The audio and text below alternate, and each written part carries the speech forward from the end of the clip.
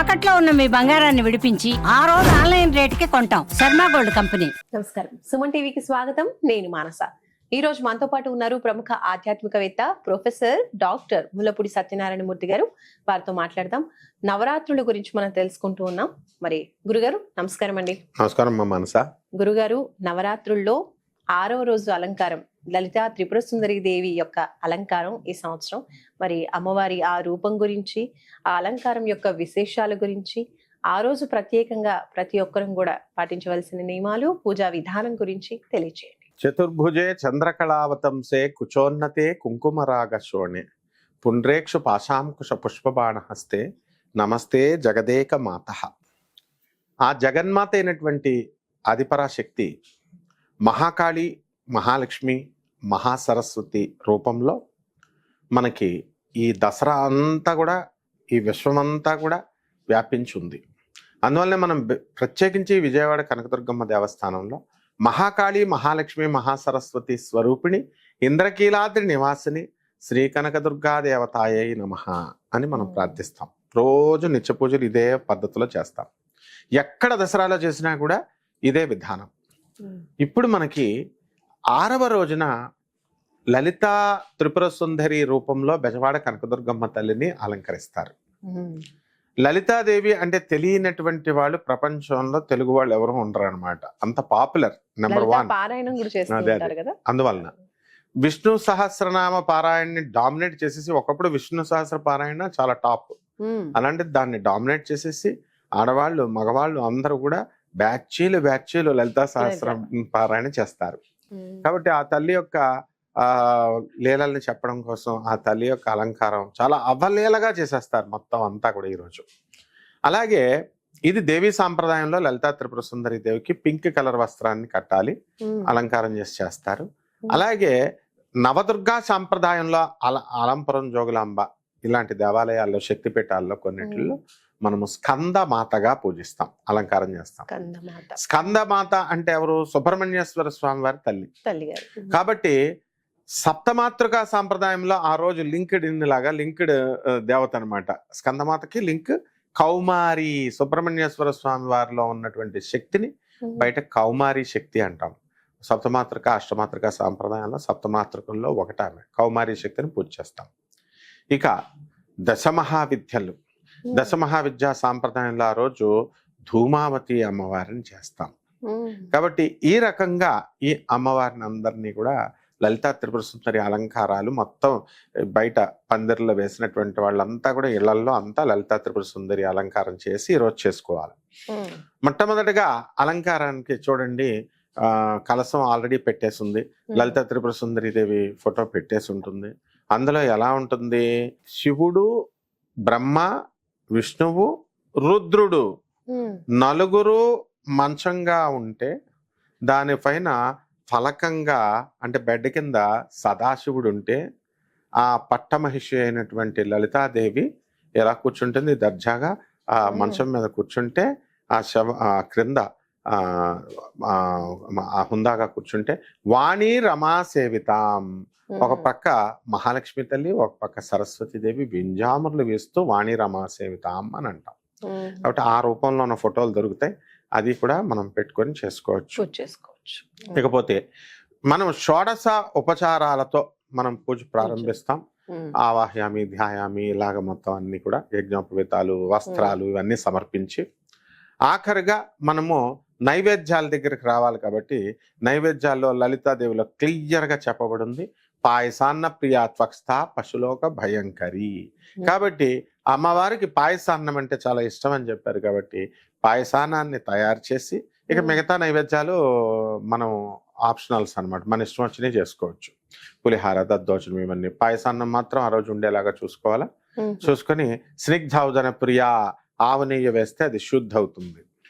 అలాగే అమ్మవారు కదంబ వనవాసిని అన్నారు. కదంబ పుష్పాలు ఈ రోజు కనుక దొరికినట్లయితే అమ్మవారికి పెట్టచ్చు.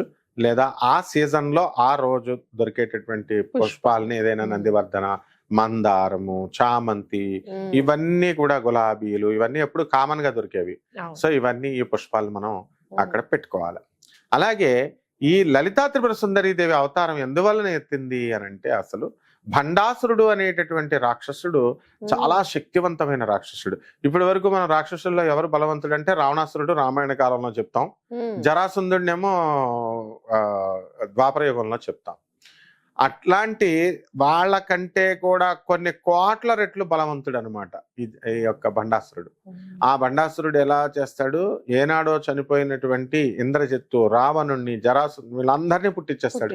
శ్రీ మహావిష్ణువు 10 అవతారాలు ఎత్తి కష్టపడి చంపినటువంటి అవతారాలని అమ్మవారు ఏం చేసింది, వాడు పుట్టించేస్తే కరాంగుళిన కొత్పన్న నారాయణ దశాకృతి అన్నారు. అంటే కర అంటే అమ్మవారి చేతుల్ని, కర అంగుళి అంటే వేళ్ళు, ఇలా అంది. కర అంగుళి నఖ అంటే గోళ్ళని ఇలా విదిలించింది.